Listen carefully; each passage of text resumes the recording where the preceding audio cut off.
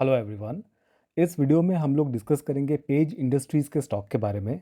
यहाँ हम देखेंगे कि इस स्टॉक का फंडामेंटल्स कैसा है, टेक्निकल्स कैसा है, फंड हाउसेस का रिपोर्ट क्या है, स्टॉक प्राइस कहाँ जा सकता है, सब कुछ हम लोग डिटेल में डिस्कस करेंगे।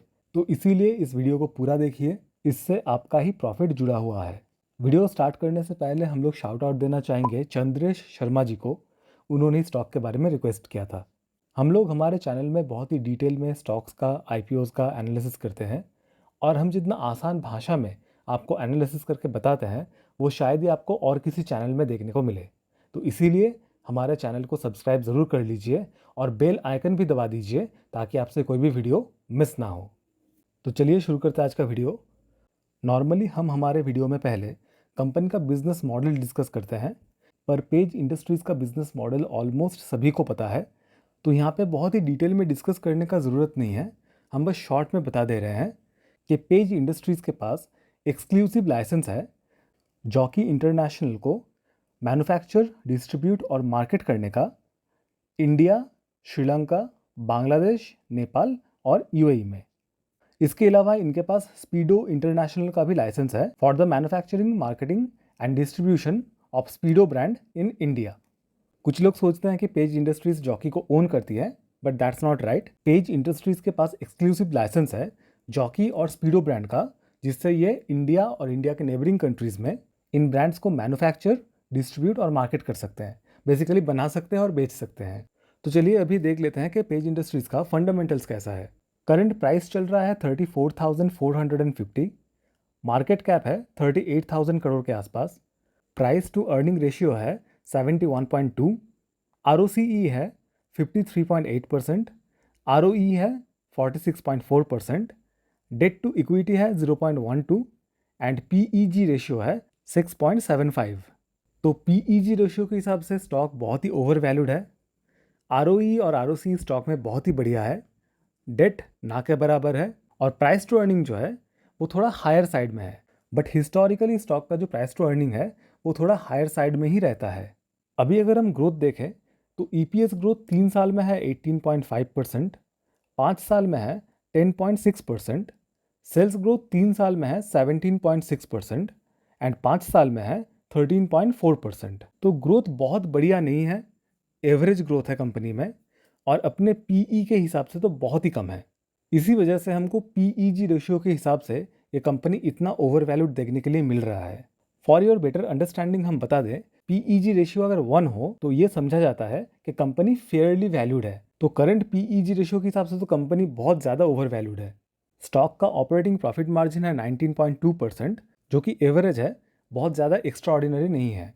स्टॉक का मीडियन PE है 77.3, मतलब स्टॉक अभी अपने मीडियन PE से थोड़ा नीचे चल रही है और ये स्टॉक अगर अपने मीडियन PE पे वापस जाती है तो हमको ऑलमोस्ट 8 to 9% का गेन देखने के लिए मिल सकता है। अभी अगर हम क्वार्टरली रिजल्ट्स देखें तो यहाँ पे हमको बहुत ज़्यादा ग्रोथ देखने के लिए नहीं मिल रहा है लास्ट कुछ क्वार्टर से। फॉर एग्जाम्पल, दिसंबर 2022 क्वार्टर में सेल्स था 1200 करोड़, जो कि दिसंबर 2023 क्वार्टर में हुआ है 1229 करोड़। तो सेल्स में बहुत ज़्यादा ग्रोथ देखने के लिए हमको नहीं मिल रहा है। नेट प्रॉफिट और EPS में भी सेम सिनेरियो है, यहाँ पे भी हमको बहुत ज़्यादा ग्रोथ देखने के लिए नहीं मिल रहा है। अभी अगर हम ईयरली रिजल्ट्स देखें तो यहाँ पे हम देख सकते हैं कि फिनेंशियल ईयर 21 के बाद से कंटिन्यूस हमको सेल्स में ग्रोथ देखने के लिए मिल रहा है। नेट प्रॉफिट और EPS में भी हमको ग्रोथ देखने के लिए मिल रहा है, बट हमको Q4 का जो रिजल्ट है करंट फिनेंशियल ईयर का, उस पर थोड़ा ध्यान रखना होगा ये देखने के लिए कि करंट फिनेंशियल ईयर का जो सेल्स है, नेट प्रॉफिट है, EPS है, वो फिनेंशियल ईयर 23 के जो सेल्स है, नेट प्रॉफिट एंड EPS है, उसको बीट कर पाती है कि नहीं। अभी अगर हम स्टॉक का कंपाउंडेड ग्रोथ देखें तो 10 साल में सेल्स ग्रोथ है 19%, प्रॉफिट ग्रोथ है 18% एंड स्टॉक प्राइस CAGR है 18%। मतलब इस डेटा के हिसाब से स्टॉक प्राइस फेयरली वैल्यूड है। 5 साल में सेल्स ग्रोथ है 13%, प्रॉफिट ग्रोथ है 11% एंड स्टॉक प्राइस CAGR है 8%। 3 साल में सेल्स ग्रोथ है 18%, प्रॉफिट ग्रोथ है 19% एंड स्टॉक प्राइस CAGR है 5%। ट्रेलिंग 12 मंथ्स में सेल्स ग्रोथ है -7%, प्रॉफिट ग्रोथ है -21% एंड स्टॉक प्राइस CAGR है -7%। तो 10 साल के डेटा के हिसाब से जो स्टॉक प्राइस है वो फेयरली वैल्यूड है, पर 5 साल और 3 साल के डेटा के हिसाब से जो स्टॉक प्राइस है वो अपने ग्रोथ से थोड़ा पीछे चल रही है। तो हम इसको थोड़ा बहुत अंडर वैल्यूड कह सकते हैं। अभी अगर हम शेयर होल्डिंग पैटर्न देखें तो प्रमोटर्स का स्टेक है 45.11%, एफआईआईज का स्टेक है 21.78%, डीआईआईज का स्टेक है 23.92%, गवर्नमेंट का स्टेक है 0.71% और पब्लिक का स्टेक है 8.49%। तो पब्लिक का स्टेक इस स्टॉक में बहुत ही कम है, एफआईआईज एंड डीआईआईज का बहुत ही अच्छा स्टेक है स्टॉक में, और number of share holders last 2-3 साल में बहुत ज़्यादा नहीं बढ़े हैं। अभी अगर हम स्टॉक के टेक्निकल चार्ट पे आ जाए तो ये डेली टाइम फ्रेम में हम एक पैरेलल चैनल बनते हुए देख सकते हैं, जिसका नीचे की तरफ ब्रेकआउट भी आ चुका है। और इस ब्रेकआउट के हिसाब से स्टॉक का नीचे की तरफ टारगेट निकल के आ रहा है 29,500 के आसपास। पर हाँ, ब्रेकआउट देने के बाद स्टॉक थोड़ा ऊपर गया है अभी, तो यहाँ से अगर ये स्टॉक नीचे की तरफ नहीं आती है तो हम इस ब्रेकआउट को फेल मान सकते हैं। फिर इसके अलावा वीकली टाइम फ्रेम में भी हमको एक चार्ट पैटर्न बनते हुए दिख रहा है, जो है ये डिसेंडिंग ट्रायंगल पैटर्न। इस पैटर्न का भी ब्रेकआउट हमको देखने के लिए मिल चुका है और इस पैटर्न के हिसाब से टारगेट निकल के आ रहा है 28,500 के आसपास। तो दोनों ही चार्ट पैटर्न ने बेसिकली डाउन साइड में ब्रेकआउट दिया है, तो एक चांस है कि स्टॉक प्राइस यहाँ से और नीचे आ सकता है। और अगर हम इस स्टॉक का सपोर्ट देखें तो यहाँ पे हम देख सकते हैं 29,000 और 27,000 के बीच में स्टॉक का एक सपोर्ट जोन काइंड ऑफ है। तो हो सकता है कि इन दोनों टारगेट में से एटलीस्ट एक हमको देखने के लिए मिले। क्या ये स्टॉक प्राइस इतना नीचे आना पॉसिबल है, इसके बारे में हम वीडियो के एंड में बात करेंगे। अभी अगर हम फंड हाउसेस का रिपोर्ट देखें तो रिसेंट टाइम्स में कोई भी रिपोर्ट एक्टिव नहीं है। हमको सितंबर 2023 से एक रिपोर्ट एक्टिव देखने के लिए मिल रहा है, जो कि है जियोजीत बीएनपी परिवास की तरफ से। इन्होंने स्टॉक का टारगेट दिया है 42,724। इन्होंने जब यह टारगेट दिया था तब स्टॉक प्राइस था 40,600 के आसपास और अभी स्टॉक प्राइस चल रहा है 34,400 के आसपास। पर अभी भी इन्होंने अपना यह कॉल क्लोज नहीं किया है, इन्होंने इस स्टॉक को होल्ड करने के लिए बोला है। तो अभी अगर हम कंक्लूजन पे आए तो ये स्टॉक हमको उतना अट्रैक्टिव नहीं लग रहा है। स्टॉक का ROCE और ROE तो बहुत ही अच्छा है, पर स्टॉक का ग्रोथ बहुत अच्छा नहीं है। खास करके अपने PE रेशियो के हिसाब से तो ग्रोथ एकदम भी अच्छा नहीं है।